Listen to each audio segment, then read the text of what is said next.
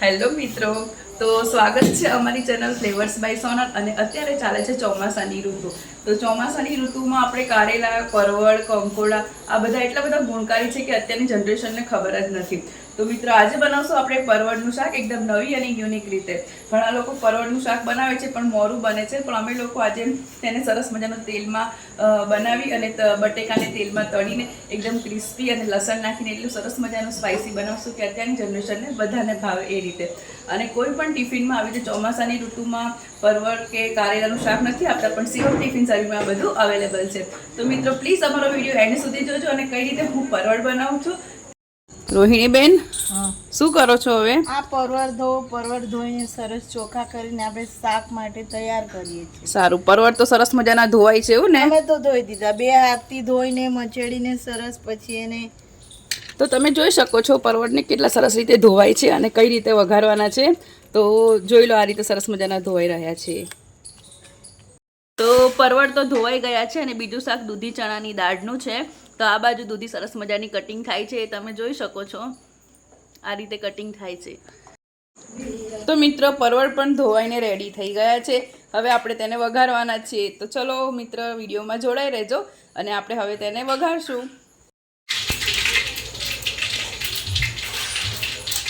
રાઈ જીરું કમ્પ્લીટ થઈ ગયા છે. હવે આ બધા ધોયેલા પરવળનું પેસ્ટ નાખી દેવાના છે આ રીતે.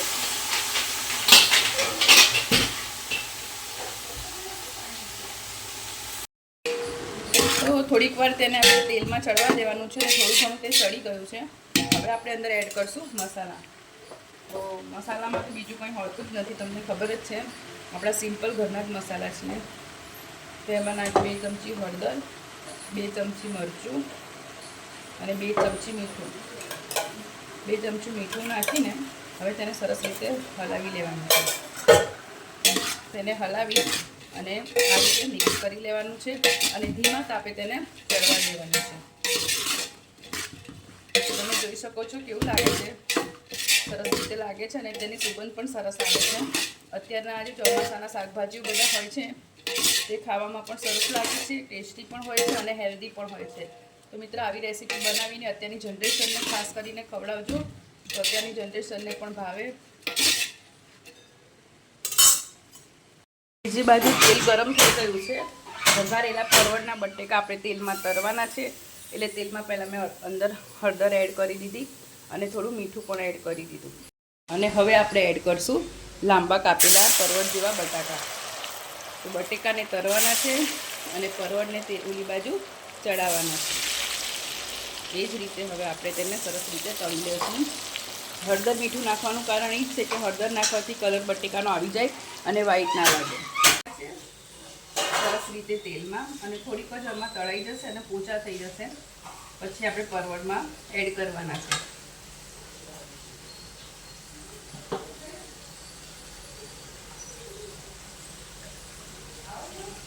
તમે જોઈ શકો છો કેટલા સરસ રીતે પરવળના બટાકા તળાઈ છે. તમે કોઈ પણ ટીંડોળા બટેકા, ભીંડા બટેકા કરો તો તેમાં બટેકાને જો અલગથી તળીને નાખો તો બહુ સરસ રીતે થાય છે અને છૂટું સંભારા જેવું શાક છે. 2 શાક હોય તો તમે આને અંદર એડ કરી શકો છો. અને કોઈ મહેમાન કે કંઈ પ્રસંગ કે કંઈ ઘરે કંઈ નાનકડો પ્રસંગ હોય તો આવા ડ્રાય શાકમાં આ રીતે પણ તમે તેને મૂકી શકો છો.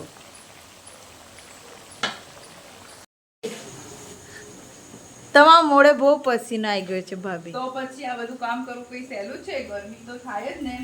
તો ચલો પહેલાં તો ગરમી લૂછી દો. અત્યારે ગરમીનું બહુ વાતાવરણ છે. એક સાઈડ વરસાદ અને બીજી બાજુ ગરમી.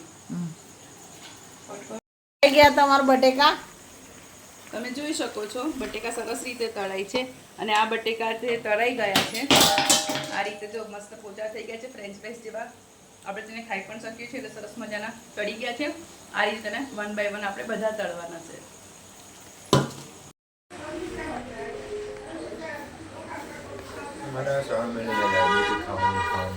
તો આ રીતે બટેકા તળાઈ ગયા છે અને તપેલામાં પરવળ જે હતા એ પણ સરસ રીતે આ રીતે છૂટું તમે જોઈ શકો છો ચડી ગયું છે. હવે તેને આપણે મિક્સ કરી લેવાનું છે. તો આ રીતે બટેકા તળેલા છે તેને પરવળની અંદર એડ કરી દેશું અને તેને હવે મિક્સ કરી અને આ રીતે તમે જોઈ શકો છો ક્રિસ્પી સંભારા જેવું સરસ મજાનું પરવળનું શાક છે. તમને ખાતા લાગશે જ નહીં કે આ પરવળનું શાક છે, એટલું સરસ બન્યું છે અને ટેસ્ટી છે. અંદર ઘણું બધું લસણ પણ નાખ્યું છે. સરસ મજાનું પરવળનું શાક થઈ ગયું છે રેડી. તો આ રીતે રેસીપીને ટ્રાય કરજો અને તમારા ઘરે આ રીતે પરવળનું શાક બનાવજો. જો તમે જોઈ શકો છો થઈ ગયું છે ને મસ્ત મસ્ત યમ્મી. પરવળના શાક સાથે આપણે બનાવશું કઢી અને પુલાવ. તો કઢી માટે મેં લઈ લીધી છે આમાં 3 થી 4 લીટર જેટલી છાશ. હવે આપણે આ છાશની અંદર મેં નાખી દીધો છે 200 ગ્રામ જેટલો ચણાનો લોટ. હવે તેને મિક્સર અને તેને ગ્લેન્ડરની મદદથી આપણે તેને પીસી લેશું. એને ગ્લેન્ડરથી એકદમ જંગી લેશું. અને જો મિત્ર ગ્લેન્ડરની મદદથી આ રીતે ચણાના લોટ અને કઢી અને છાશને આપણે આ રીતે મિક્સ કરી લેવાનું છે, ગ્લેન્ડ કરી લેવાનું છે. એટલે ચણાના લોટની ગાંઠી રહે નહીં અને સરસ રીતે કઢી મજાની થાય. કરી દીધી મેં કઢીની તૈયારી. તો આ છે સરસ મજાનો લીલો લીમડો, સૂકા મરચાં અને આ છે આદુ મરચાં લસણની પેસ્ટ અને આ જે કઢીનું બેટર તૈયાર કર્યું હતું તે. હવે આપણે વઘારવાની છે કઢી. તેલ ગરમ થઈ ગયું છે. હવે કઢી વઘારવા માટે મેં શું લીધું છે તો કઢી વઘારવા માટે મેં લીધી છે સૂકી મેથી અને આ છે રાઈ અને આ છે જીરું. સૂકી મેથી એટલા માટે લીધી છે કે સૂકી મેથી નાખવાથી કઢીનો સ્વાદ બહુ સરસ આવે છે અને બહુ સરસ રીતે થાય છે. એટલે તમે પણ જો કઢી વઘારતા હોય તો મેથીને અવોઇડ નહીં કરવાની. તો ચલો મિત્રો આપણે આ રીતે મેથીને પહેલાં અંદર એડ કરશું. મેથી થોડીક ગરમ રીતે થઈ જાય અને તે સતળાઈ જાય, ચડી જાય એટલે અંદર એડ કરશું આપણે રાઈ, જીરું. તો આ રીતે તેને બધું મિક્સ કરી લેવાનું છે અને બધું સરસ રીતે તેલમાં ઉપર આવી જાય પછી આપણે કઢીનો ખાસ મસાલો, જેના વગર તો કઢી અધૂરી છે. હા મિત્ર, મીઠો લીમડો. તો મીઠા લીમડા વગર કઢી આપણી અધૂરી હોય છે. એટલે મીઠો લીમડો અને સૂકા મરચાં એડ કરી દીધું. ઘણા લોકો અંદર લવિંગ, તજપત્તા પણ નાખે છે કઢીમાં. હું નથી નાખતી કારણ કે મારા કસ્ટમરને એ બધું જ નથી ભાવતું. તો આ રીતે તે પણ તળાઈને ઉપર આવી ગયું છે. સૂકા મરચાં પણ ઉપર આવી ગયા છે અને લીમડો પણ સરસ રીતે તેલમાં મિક્સ થઈ ગયો છે. અને આ છે આદુ મરચાં લસણની પેસ્ટ. હવે તેને આપણે અંદર એડ કરશું. તો આ બધું સરસ રીતે સતળાઈ ગયું છે. હવે તેને આપણે એડ કરી દઈશું આદુ મરચાં લસણની પેસ્ટ અને આ રીતે તેને તેલમાં મસાલાને ચડવા દેવાનો છે. તો પ્રથમ તો હલાવી દેવાનું એટલે આ મરચું જે પીસેલું હોય તે કાચું રહે નહીં અને તેની કાચી સ્મેલ કઢીમાં આવે નહીં, તેનું ખાસ ધ્યાન રાખવાનું. એટલે આ રીતે તેને ચડાવવાનું છે. 2 થી 3 મિનિટ તેને ચડવા દેશું. આદુ મરચાં લસણ થોડીક વાર 5 મિનિટ પછી બધા તેલમાં સરખા ચડી ગયા છે. હવે બીજો કોઈ મસાલો નથી કરવાનો. હવે આપણે એડ કરશું 2 ચમચી મીઠું. આદુ મરચાં લસણમાં કઢીનો બધો સ્વાદ આવી જાય છે અને સરસ મજાની થાય છે. કઢી છે ને બધાને બહુ ભાવે છે અને કઢી રોજ દાળ ભાત, મગ ભાત ખાઈને કંટાળી ગયા હોય તો ક્યારેક આ રીતની કઢીની રેસીપી ટ્રાય કરી અને સાથે પુલાવ મૂકજો. તમને જો કઢી મીઠી ભાવતી હોય તો અંદર ઘાટું હતું એટલે આપણે થોડું અંદર પાણી પણ એડ કરી લેશું. તો મેં થોડું પાણી પણ એડ કરી અને મિક્સ કરી દીધું. ગરમ થવા દેવાની છે અને એક ઉફાળો આવવા દેવાનું છે. એક ઉફાળો આવી જાય એટલે આપણી કઢી કમ્પ્લીટ થઈ જશે. તો મિત્રો જોઈ લો કેવી સરસ મજાની છે. તો બનીને થઈ ગઈ હતી રેડી. અને હવે બનાવશું આપણે વેજ પુલાવ. પુલાવ બનાવવા માટે એક પેન લઈ લીધું હતું. તેમાં મેં અંદર નાખી દીધું હતું તેલ. તેલ ગરમ થયા બાદ અંદર એડ કર્યું જીરું 3 ચમચી જેટલું, કારણ કે પુલાવમાં જીરું વધારે હોય તો સરસ લાગે છે. પછી મેં એડ કર્યા વટાણાને થોડીક વાર ચડવા દેવાના કારણ કે ફ્રોઝન હતા. અને પછી મેં એડ કર્યા અંદર કેપ્સિકમ અને ગાજર. એ બધાને 5 થી 10 મિનિટ સુધી મેં ચડાવી લીધું અને થોડીક જ વારમાં જે આપણો ભાત બનીને રેડી હતો બાસમતી સરસ મજાનો રાઈસ. તો રાઈસની અંદર આ જે આપણે બનાવ્યું અને પકાવી લીધો હતો મસાલો વેજ પુલાવ માટે, તેને પણ આપણે અંદર એડ કરી લીધો અને એડ કરતાં સરસ મજાની આવી ગઈ સુગંધ અને બધાને લાગતો હતો એકદમ સરસ મજાનો સ્વાદિષ્ટ.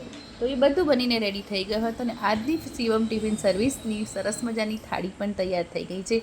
તો આ છે ખાટી અને મીઠી કઢી, આ છે દૂધી ચણાના દાળનું શાક જે એકદમ સરસ બન્યું હતું અને આ છે મારું સ્પેશિયલ પરવળ બટેકાનું શાક. તો મારી થાળી જોઈને જો તમને પણ ખાવાની ઈચ્છા થાય તો લાઈક જરૂરથી કરજો.